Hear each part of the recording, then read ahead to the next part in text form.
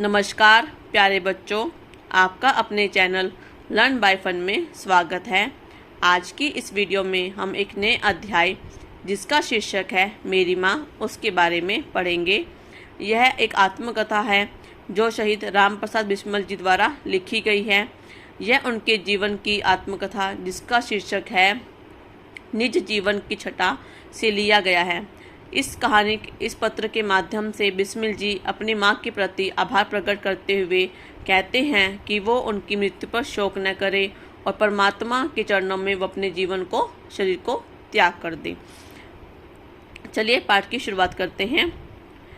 11 वर्ष की उम्र में माता जी विवाह कर शाहजहाँपुर आई थी। उस समय वे नितांत अशिक्षित और ग्रामीण कन्या के सदृश थी। शाहजहाँपुर आने के थोड़े दिनों बाद ही दादी जी ने अपनी छोटी बहन को बुला लिया। उन्होंने माता जी को गृह कार्य की शिक्षा दी। थोड़े दिनों में माता जी ने घर के सब कामकाज को समझ लिया और भोजन आदि का ठीक ठाक प्रबंध करने लगी। जो बिस्मिल जी की माँ हैं, उनकी छोटी उम्र में विवाह हो गया था और उन्हें घर के कामकाज नहीं आते थे। इसलिए जो उनकी मौसी सास थी, उन्होंने उनको घर के कामकाज की शिक्षा दी और माता जी बहुत ही निपुण थी। उन्होंने थोड़े दिनों में ही घर के सब कामकाज को सीख लिया और भोजन भी ठीक ठाक से बनाने लगी। मेरे जन्म होने के 5 या 7 वर्ष बाद उन्होंने हिंदी पढ़ना आरंभ किया। पढ़ने का शौक उन्हें खुद ही पैदा हुआ था। मोहल्ले की सखी सहेली जो घर पर आया करती थी, उन्हीं में से जो कोई शिक्षित थी, माता जी उनसे अक्षर बोध करती। इस प्रकार घर का सब काम कर चुकने के बाद जो कुछ समय मिल जाता उसमें पढ़ना लिखना करती। जो राम प्रसाद बिस्मिल जी की जो माँ हैं, उन्होंने छोटी उम्र में विवाह कर लिया था, जिसके कारण वो शिक्षा हासिल नहीं कर सकी। लेकिन राम प्रसाद बिस्मिल जी के जन्म के कुछ समय के बाद उन्होंने हिंदी पढ़ना शुरू कर दिया। उनकी जो सखी सहेली उनसे मिलने आया करती थी, वो उनमें जो भी शिक्षित महिला थी, वो उनसे अक्षर बोध यानी कि अक्षरों का ज्ञान प्राप्त किया। और घर का सारा काम करने के बाद अगर कुछ समय मिल जाता था तो उसमें अपना पढ़ाई लिखाई करती थी। कहते हैं मेहनत का फल जरूर रंग लाता है। तो उनकी मेहनत का फल ये हुआ कि उन्होंने थोड़े दिनों में ही देवनागरी पुस्तकों का अवलोकन किया।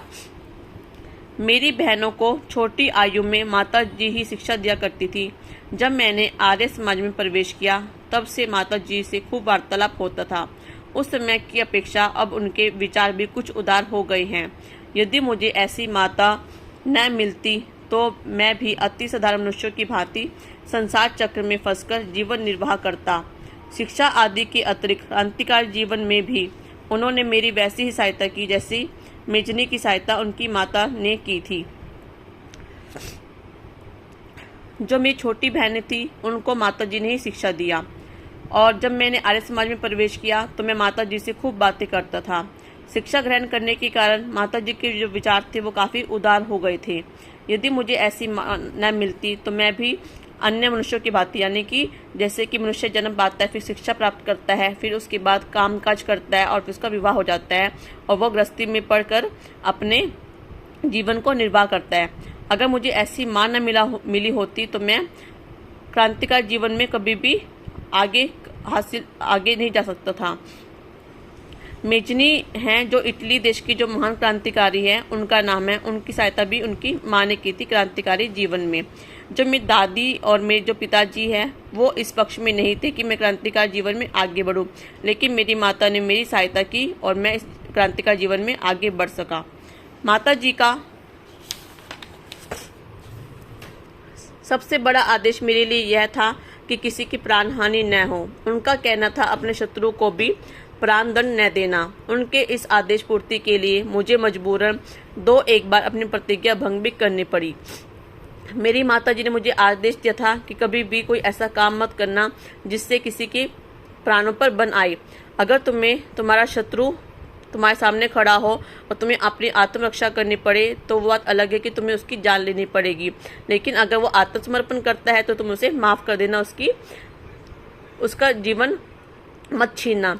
इस आदेश पूर्ति की वजह से मुझे कई बार अपनी प्रतिज्ञा भंग करनी पड़ी और मुझे मजबूरन अपने शत्रुओं की जान लेनी पड़ी। जन्मदात्री जननी क्या होता है? जो जन्म देने वाली माँ होती है। इसमें जो राम प्रसाद बिस्मिल जी है अपनी माता को पत्र लिख रहे हैं कि वो गोरखपुर जेल में बंद हैं। क्रांतिकारी जीवन के कारण जो ब्रिटिश सरकार है उन्होंने उनको फांसी की सजा सुनाने का आदेश दिया हुआ है। उन्हें किसी भी दिन फांसी पर लटका दिया जाएगा। इसलिए वो अपनी माँ को पत्र लिख रहे हैं, हे जन्मदात्री जननी, इस जीवन में तो तुम्हारा ऋण परिशोध करने के लिए प्रयत्न करने का भी अवसर नहीं मिला। ऋण परिशोध मतलब ऋण उतारने का। कैसा ऋण? जो माँ ने अपने बच्चे को पाल पोस के बड़ा किया है उसका दूध का कर्ज उतारने का उन्हें मौका नहीं मिला। जो माँ है वो निस्वार्थ भाव से अपने बच्चे का पालन पोषण करते हुए अच्छे संस्कार देती है। इसलिए राम प्रसाद बिस्मिल जी कहते हैं कि हे माँ, मुझे तुम्हारा ऋण उतारने का अवसर नहीं मिला। इस जन्म में तो क्या, यदि अनेक जन्मों भी सारे जीवन प्रयत्न करूं तो मैं तुमसे ऊरी नहीं हो सकता। ऊरी मतलब मैं उस ऋण को नहीं उतार सकता। जिस प्रेम अथवा दृढ़ता के साथ तुमने इस तुच्छ जीवन का सुधार किया है, तुच्छ मतलब इस छोटे से जीवन का सुधार किया है, वह अवर्णीय है। अवर्णीय मतलब जिसका वर्णन नहीं किया जा सकता। मुझे जीवन की प्रत्येक घटना का स्मरण है। स्मरण मतलब मुझे याद है कि तुमने किस प्रकार अपनी देववाणी का उपदेश करके मेरा सुधार किया है। तुम्हारी दया से ही मैं देश सेवा में संलग्न हो चुका। देववाणी का मतलब क्या है? जो हम माँ हैं हम उसको ईश्वर का दूसरा रूप कहते हैं, इसलिए हमने उसकी वाणी को क्या बोला है? देववाणी। तुम्हारी दया से ही मैं देव सेवा में संलग्न हो सका। धार्मिक जीवन में भी तुम्हारे ही प्रोत्साहन ने सहायता दी। प्रोत्साहन मतलब उनको उकसाया। धार्मिक जीवन मतलब जो वो उन्होंने आर्य समाज में प्रवेश किया था तो उन्हें धार्मिक जीवन की भी शिक्षा मिली थी। जो कुछ शिक्षा मैंने ग्रहण की उसका भी श्रेय तुम्हीं को है। जिस मनोहर रूप में तुम मुझे उपदेश करती थी उसका स्मरण कर तुम्हारी मंगलमय मूर्ति का ध्यान आ जाता है। मनोहर मतलब मन को हरने वाली, मतलब जो बहुत ही सुंदर होता है, जिसको देखो तो देखते रहने का मन करता है। स्मरण मतलब याद करना। मंगलमय मूर्ति यानी कि जो सबका मंगल करती है, जो सबके मंगल कामना करती है, मंगलमय मूर्ति का ध्यान आ जाता है। और मस्तक नत हो जाता है मतलब उनके चरणों में मस्तक झुक जाता है। तुम्हें यदि मुझे ताड़ना भी देना हुई, ताड़ना मतलब कभी गुस्सा भी करना हुआ, मुझे कभी समझाना हुआ तो बड़े स्नेह से हर एक बात को समझा दिया। स्नेह मतलब प्यार से। यदि मैंने दृष्टतापूर्ण उत्तर दिया तो तुमने प्रेम भरे शब्दों में यही कहा कि तुम्हें जो अच्छा लगे वह करो, किंतु ऐसा करना ठीक नहीं, इसका परिणाम अच्छे न निकलेगा। दृष्ट मतलब अगर मैंने जिद करके या फिर मैंने कोई बदतमीजी की उत्तर दिया तो तुमने मेरा प्रेम भरे शब्दों में ही समझाया कि तुम्हें जो अच्छा लगे तो वही करो, अगर तुमने ऐसा करना ठीक नहीं है तो उसका परिणाम अच्छा न निकलेगा। जीवनदात्री यानी कि जीवन देने वाली, तुमने इस शरीर को जन्म देकर पालन पोषण ही नहीं किया बल्कि आत्मिक और सामाजिक उन्नति में भी मेरी सहायक रही। जन्म जन्मांतर परमात्मा ऐसी ही माता दे, यही इच्छा है। इसमें राम प्रसाद बिस्मिल जी कहते हैं कि तुमने मुझे सिर्फ जन्म नहीं दिया बल्कि तुमने मुझे अच्छे संस्कार दिए और मुझे पालन पोषण किया और मुझे इतने अच्छे संस्कार दिए कि मेरी आत्मिक और सामाजिक उन्नति हो सकी। मैं ईश्वर से प्रार्थना करता हूँ कि मेरा जब भी जन्म हो मुझे ऐसे ही माता दे, ये मेरी इच्छा है। महान से महान संकट में भी तुमने मुझे अधीर न होने दिया। अधीर मतलब परेशान या बेचैन न होने दिया। सदैव अपने प्रेम भरी वाणी को सुनाते हुए मुझे सांत्वना देती रही, मुझे भरोसा देती रही कि सब कुछ ठीक होगा। तुम्हारी दया की छाया में मैंने जीवन भर कोई कष्ट अनुभव नहीं किया कि तुमने मुझे इतने प्यार से, इतने स्नेह से पाल पोस कर बड़ा किया है कि तुमने मुझे कोई कष्ट का अनुभव नहीं होने दिया। इस संसार में मेरी किसी भी भोग विलास या ऐश्वर्य की इच्छा नहीं है।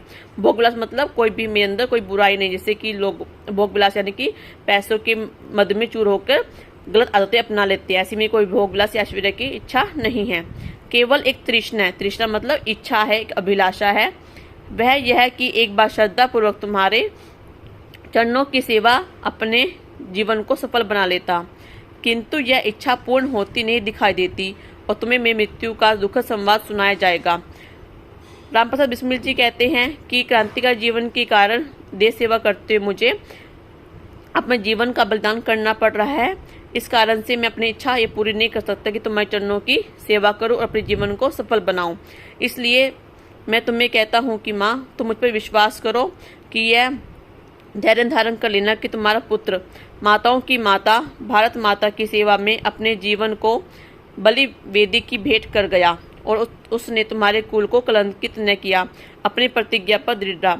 जैसा कि तुमने मुझसे कहा था कि कभी भी किसी को प्राण हानि न देना, अपने शत्रु का भी प्राण मत छीनना, लेकिन मैंने भारत माता की सेवा करते करते अपने जीवन को भेंट कर दिया और तुम्हारे आदेश का उल्लंघन नहीं किया, अपनी प्रतिज्ञा पर दृढ़ रहा और तुम्हारे कुल को कलंकित नहीं किया, बल्कि तुम्हारे कुल का नाम रोशन किया है।